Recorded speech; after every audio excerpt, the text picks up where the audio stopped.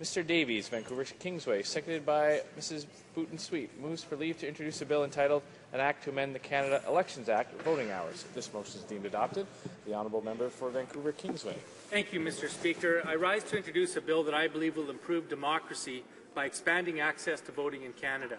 This bill would extend the hours of voting in federal elections from 7 a.m. to 10 p.m. in every province and territory. This is an important measure to standardize voting hours across the country. For example, currently voters in British Columbia vote between 7 a.m. and 7 p.m., whereas voters in Ontario have until 9:30 p.m. to cast their ballots.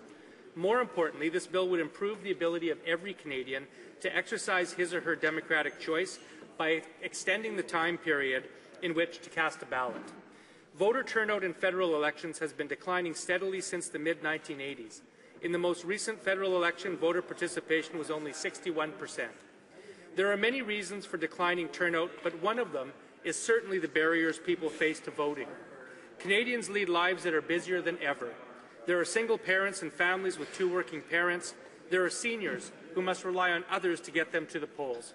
Mr. Speaker, our democracy is valuable. It is worth protecting.